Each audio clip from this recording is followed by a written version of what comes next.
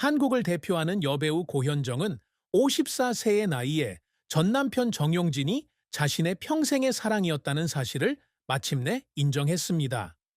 1971년 3월 2일 경기도 화순 원지리에서 태어난 고현정은 야심찬 젊은 여성에서 한국 연예계의 아이콘으로 거듭나는 기나긴 여정을 겪었습니다. 30년이 넘는 배우 생활 동안 그녀는 뛰어난 연기력, 시대를 초월하는 아름다움, 그리고 혹독한 시련 속에서도 굴하지 않는 회복력으로 관객들을 사로잡았습니다. 하지만 그 화려함 뒤에는 깊은 고통과 돌이킬 수 없는 상실, 그리고 많은 이들을 가슴 아프게 한 비극적인 결말이 숨겨져 있습니다. 이 글은 고현정의 삶을 세세하게 살펴보며 가장 큰 슬픔, 가슴 아픈 최후, 그녀의 업적, 그리고 사랑과 결혼 생활의 굴곡을 통해 재능과 연약함을 동시에 지닌 한 여성의 모습을 생생하게 그려낼 것입니다. 고현정의 인생에서 가장 큰 슬픔은 2003년 정용진과의 논란스러운 이혼 이후 자녀 양육권을 잃은 것이었습니다. 고현정은 신세계그룹 부회장 겸 CEO인 정용진과 1995년 결혼하여 정해찬 1998년생, 과정혜인 2000년생 두 자녀를 두었습니다. 길고 긴 이혼으로 두 자녀에 대한 양육권을 잃었고 그녀는 이를 치유할 수 없는 고통이라고 표현했습니다. 2024년 11월 27일 유퀴즈 온 더 블록에 출연한 고현정은 자녀들과의 소원해진 관계에 대해 이야기하며 눈물을 흘렸습니다. 누군가가 제게 아이들을 아직 볼 수 있냐고 물었어요. 엄마로서 마음이 편해야 하는 거잖아요? 하지만 꿈에도 생각지 못했던 일이었어요. 우리가 이렇게 멀리 떨어져 있다는 걸 몰랐어요. 너무 슬펐어요. 자녀 양육권을 잃은 것은 개인적인 손실일 뿐만 아니라 20년 동안 지속된 정신적 상처이기도 했습니다. 관계자에 따르면 이혼 후 정용진 씨는 두 자녀의 양육권을 얻었고 고현정 씨는 드물게만 아이들을 만날 수 있었습니다. 2016년 조선비즈와의 인터뷰에서 그녀는 아이들이 아주 어렸을 때 서로 소원해졌다고 털어놓았습니다. 해찬 씨는 6살, 혜인은 4살이었습니다. 그녀는 아이들이 어렸을 때 헤어졌던 기억이 아직도 생생해요 라고 말했습니다. 이제 아이들이 다 컸으니 못 보는 게 아니라 저와 함께 있는 게 불편할까봐 걱정돼요. 아이들이 뉴스나 소셜미디어를 통해 일상에 참여하지 못하고 멀리서 자라는 모습을 지켜보면서 그녀의 고통은 더욱 컸습니다. 이러한 슬픔의 또 다른 측면은 이혼을 둘러싼 여론의 분노와 루머였습니다. 이혼 후 정용진 씨의 가족, 특히 어머니인 신세계 이명희 회장이 고현정 씨의 미천한 배경 때문에 그녀를 얕잡아 본다는 소문이 돌았습니다. 일각에서는 정용진 씨의 가족이 당시 영어 실력이 부족했던 고현정 씨를 고립시키려고 회의에서 의도적으로 영어로 대화했다는 소문도 돌았습니다. 고현정 씨는 2009년 코리아타임스와의 인터뷰에서 이러한 소문을 부인했지만 이 소문이 자신에게 깊은 상처를 주었다고 인정했습니다. 전 남편 가족이 저를 고립시키려고 영어로 대화했다는 이야기를 들었는데 전혀 사실이 아니었습니다. 그런 소문은 진실을 반영하지 않았기에 정말 마음이 아팠습니다. 고현정 씨는 이혼 후 연예계 복귀에 어려움을 겪었다는 슬픔도 함께 안고 있었습니다. 2005년 연예계에 복귀했을 당시 대중과 연예계의 회의적인 시선에 직면했고 많은 사람들은 그녀가 예전의 영광을 되찾을 수 없을 것이라고 말했습니다.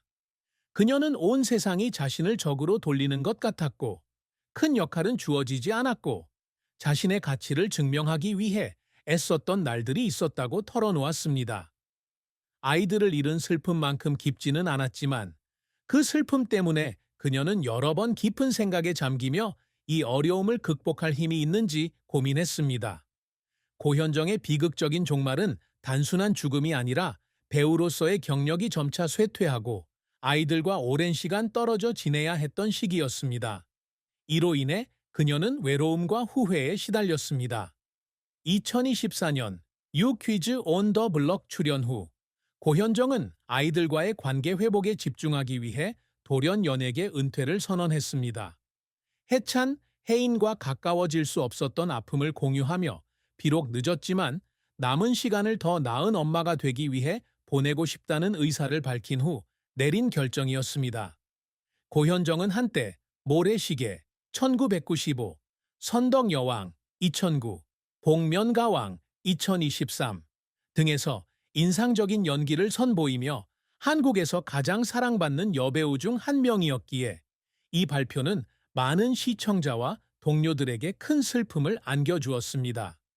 그녀의 은퇴는 눈부신 커리어의 종말이자 20년간 그녀가 짊어졌던 깊은 고통을 반영하는 비극적인 종말로 여겨졌습니다. 많은 팬들이 소셜미디어를 통해 애도를 표했고 인스타그램과 네이버 등 여러 포럼에는 수천 개의 댓글이 달렸으며 그녀의 고통에 대한 애도와 위로를 전했습니다. 한 팬은 고현정처럼 재능 있는 여성이 아이를 잃는 아픔을 겪는 모습을 보니 마음이 아픕니다. 그녀는 아이들과 함께 행복할 자격이 있습니다. 라고 글을 남겼습니다. 영화 호랑이보다 무서운 겨울손님 2017에서 함께 작업했던 전 동료 이광국 감독은 항상 화면에서 강인했던 고현정이 이렇게 깊은 감정적 트라우마에 시달리는 모습을 보고 마음이 아팠다고 말했습니다. 고현정의 아들 정해찬이 신세계그룹의 잠재적 후계자로 떠올랐다는 소식은 이러한 결말을 더욱 비극적으로 만들었습니다. 정해찬은 그동안 아들의 커리어를 멀리서 지켜볼 수밖에 없었습니다. KBI 줌에 따르면 해찬은 코넬 대학교 호텔 경영학과를 졸업하고 국내 4대 회계법인 중 하나인 삼정 KPMG에서 인턴십을 마쳤습니다. 아들의 성공은 그녀의 자부심이기도 하지만 고현정과 아이들 사이의 거리를 뼈저리게 느끼게 합니다. 마찬가지로 그녀의 딸 정혜인 역시 미국에서 유학 중인 것으로 알려졌으며 고현정은 그녀를 만나거나 이야기할 기회가 거의 없습니다. 2024년 9월 그녀의 인스타그램에 올라온 사진처럼 드문 재회의 순간은 오랫동안 지속되어 온 거리를 더욱 부각시킬 뿐입니다. 대중과 언론은 고현정이 이혼 후 겪어야 했던 루머와 압박에 대해서도 언급하지 않을 수 없었습니다. 일부 소식통에 따르면 정혜인 가문의 경영하에 있는 신세계는 그룹 백화점의 고현정과 관련된 모든 자료, 특히 그녀가 광고한 제품을 금지하도록 지시했습니다.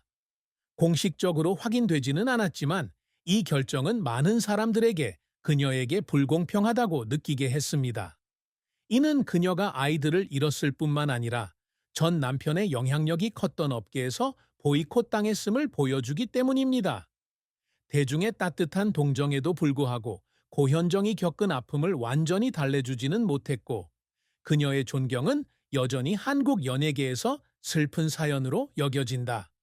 고현정은 평생 연기자로서의 성공과 다재다능한 아티스트로서의 명성을 쌓아왔습니다. 어린 시절부터 스타를 꿈꿨던 그녀는 1989년 미스 코리아 진에서 준우승을 차지하며 연예계에 데뷔했습니다. 이를 계기로 연예계에 진출하게 되었고 1995년 SBS 드라마 모래시계에 출연하며 빠르게 주목을 받았습니다. 1970년대부터 1990년대까지의 한국 현대사를 다룬 이 드라마는 평균 시청률 50.8%, 최고 시청률 64.5%를 기록하며 한국 드라마 역사상 최고 시청률 기록을 세웠습니다. 시청자들 사이에서는 모래시계를 보기 위해 집으로 돌아가는 사람들의 모습을 담은 집에 가고 싶다는 문구가 유행어가 되었습니다. 이 영화 속 고현정의 영희는 그녀에게 여우조연상을 안겨주었고 당대 최고의 스타 중 한 명으로 자리매김하게 했습니다. 2003년 이혼 후 고현정은 다시 한번 자신의 자리를 되찾기 위해 연예계에 복귀했습니다. 2005년 가벼운 멜로드라마 봄날로 컴백한 그녀는 선덕여왕 2009년에서 주연을 맡아 재능을 입증했습니다. 선덕여왕으로 코리아 드라마 어워즈 여우주연상을 수상했고 이 영화로 당시 한국에서 가장 많은 출연료를 받는 여배우가 되었습니다. 이후 2010년 정치 드라마 빅싱에 출연하며 업계에서 그녀의 입지를 더욱 공고히 했습니다. 이러한 성과는 그녀의 재능에 대한 보상일 뿐만 아니라 오랜 공백기 동안 시대에 뒤떨어졌다는 편견을 극복해야 했던 그녀의 끊임없는 노력의 결과이기도 합니다. 고현정은 연기 활동 외에도 작가와 진행자로도 활동하고 있습니다. 2011년에는 피부 관리와 건강한 삶에 대한 다큐멘터리 형식의 책 고현정의 질감을 출간했습니다. 이 책은 작가와 6개월 동안 그녀의 일상을 관찰한 공동 연구로 집필되었습니다. 이 책은 초판 3만 부가 단 이틀 만에 매진되는 대박을 쳤습니다. 이러한 성공은 그녀의 영향력을 입증했을 뿐만 아니라 자신의 인생 철학을 공유하고 팬들에게 영감을 주고자 하는 그녀의 열망을 보여주었습니다. 그녀는 또한 윤종신, 정형돈, 김영철과 함께 진행한 토크쇼 고쇼 2012의 진행에도 도전했습니다. 8개월이라는 짧은 기간 동안 진행되었지만 고현정은 솔직함과 매력으로 깊은 인상을 남겼고 우아한 이미지를 긁어내는 것을 두려워하지 않으며 관객들에게 웃음을 선사했습니다. 그녀는 많은 사람들을 만나 그들의 이야기를 듣고 싶어요. 제 이미지를 조금 긁어내고 즐기면 될 것 같아요. 라고 말한 적이 있습니다. 이러한 노력은 그녀가 배우로서뿐 아니라 이야기꾼이자 영감을 주는 사람으로 인정받고 싶어 한다는 것을 보여줍니다. 고현정은 역경을 극복하는 강인한 여성으로 인정받기를 항상 갈망합니다. 그녀는 한때 자신의 가장 큰 목표는 논란의 여지가 있는 이혼부터 직장 생활의 어려움까지 어떤 좌절 속에서도 다시 일어설 수 있다는 것을 증명하는 것이라고 말했습니다. 유엔 개발계획, UNDP과 대한적 십자사 등 여러 기관의 친선 대사가 된 것은 사회에 기여하고 의미 있는 유산을 남기려는 그녀의 노력의 일환입니다. 크고 작은 이러한 업적들은 충만한 삶을 살고자 하는 그녀의 끈기와 열정을 보여줍니다. 고현정과 정용진의 사랑과 결혼은 행복과 슬픔이 뒤섞인 그녀의 인생에서 가장 감동적인 순간이었습니다. 두 사람은 뉴욕 윈터가든 극장에서 우연히 만났습니다. 당시 브라운 대학교를 졸업한 정용진은 영어가 서툴렀던 고현정에게 자리를 찾아주었